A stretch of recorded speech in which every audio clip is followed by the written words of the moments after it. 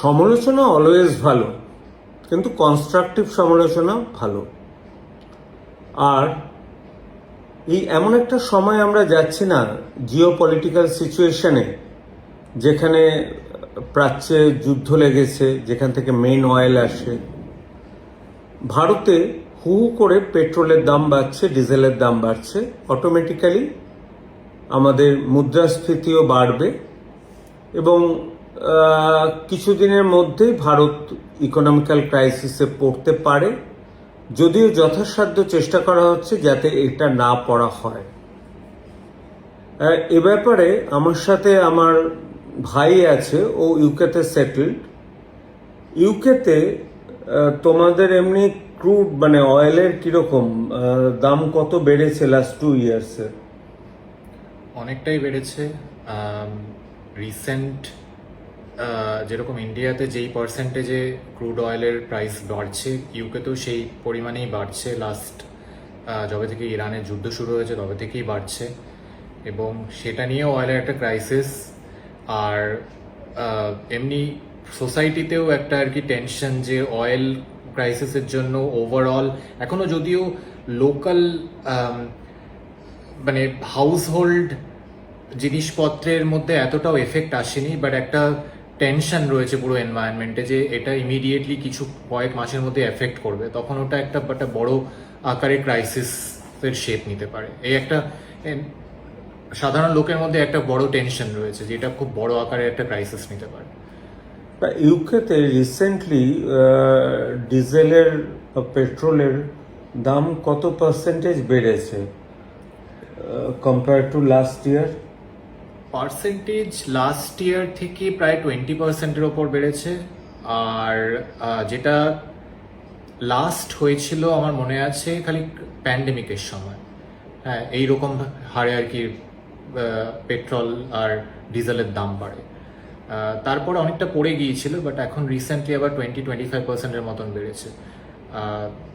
তো যে সেটা আর কি ম্যানুফ্যাকচারিং সেক্টরকে এফেক্ট করছে, বাট এখনো হাউস হোল্ড সেক্টরকে এতটা এফেক্ট করেনি, বাট এক্সপেক্টেড সেটা করবে রিসেন্ট মান্থসে।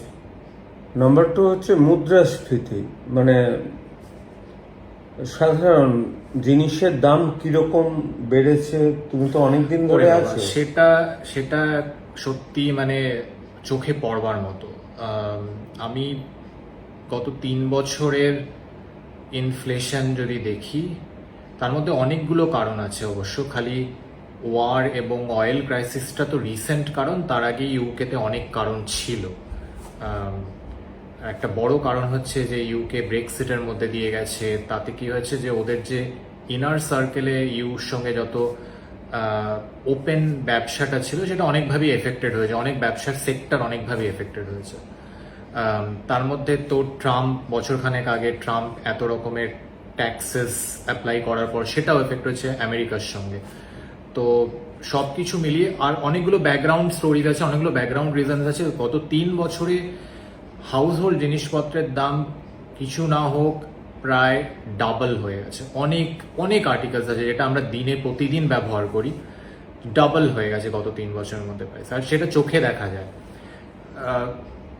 সাধারণ মানুষ, লার্জ চাঙ্ক অফ ইউকের পপুলেশন, যারা সাধারণ মানুষ, যারা অ্যাভারেজ ইনকামের উপরে বা জাস্ট অ্যাবাভ অ্যাভারেজ ইনকাম, ইউকের মাত্রাতে যেটা অ্যাভারেজ ইনকামের মধ্যে পড়ে, তারা রীতিমতো এটা নিয়ে সাফার করছে। যারা একটু ওয়েল সেটেল তাদের হয়তো অতটা গায়ে লাগে না, but average people they are really suffering. সুতরাং এই যে আর্থিক দুরবস্থা, এটা বরঞ্চ আমি বলবো ভারত অনেক ভালো ট্যাকেল করেছে, কনসিডারিং দ্য ভারতের নাম্বার অফ পপুলেশন, যেখানে ইউকের থেকে অনেক অনেক বেশি। সেখানে তেলের দাম কিন্তু মোটামুটি ওরকম 20-30% করে বাড়েনি এবং মুদ্রাস্ফীতিও ডাবল হয়নি।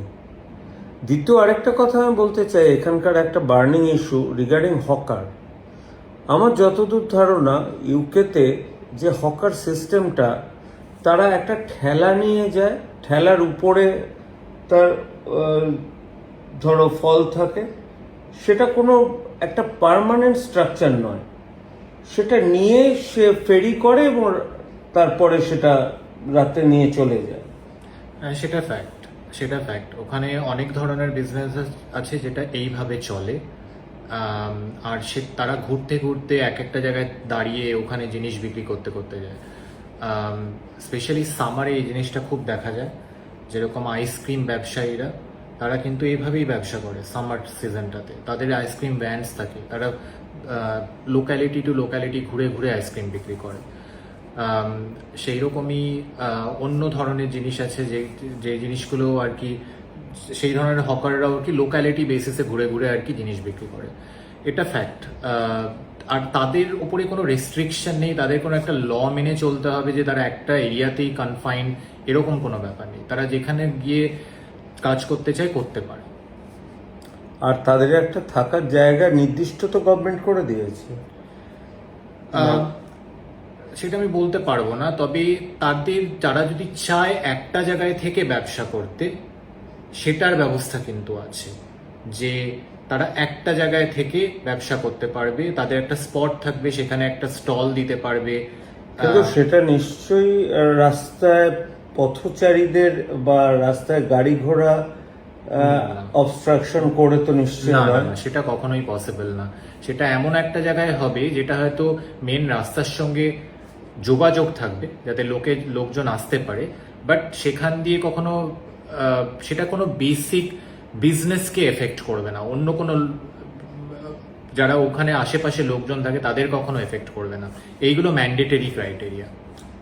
ট্রেনে হকার আছে? খুব একটা দেখিনি, খুব রেয়ারলি হয়। লম্বা ট্রেনে যদি চড়ো তাহলে হয়তো হয়, লোকাল ট্রেনে খুব একটা আমি দেখিনি। প্ল্যাটফর্মে হকার দেখেছো? না, হকার নেই প্ল্যাটফর্মে। প্ল্যাটফর্মে হকার থাকবেও না। ওখানে স্পেসিফিক স্টলস থাকবে, সেখানেই যদি তোমার ওখানে ইয়ে থাকে, ওখান থেকে কিছু ব্যাচবার পারমিট থাকে, তাহলেই তুমি সেটা করতে পারবে। সুতরাং আশা করি আপনারা বুঝলেন যে ভারতকে যদি উন্নত হতে হয় কিছু ল মেনে চলতে হবে। সব কিছু চলছে না, চলবে না, ভেঙে দেব, গুড়িয়ে দেব, কালো হাত ভেঙে দেব, গুড়িয়ে দেব, এই করে আর যাই হোক কোনো দেশের উন্নতি কিন্তু করা যায় না। হ্যাঁ, বেশ ভালো আপনি কোথাও বললেন, খুব ভালো, হয়তো আপনাকে সবাই সাবাস সাবাস বলল, প্রচুর করতালির ধ্বনিতে আপনি অভিনন্দিত হলেন, আপনাকে একটা স্ট্রং লিডার বানানো হলো, কিন্তু আপনি একজন প্রকৃত দেশপ্রেমী কিন্তু হতে পারলেন না।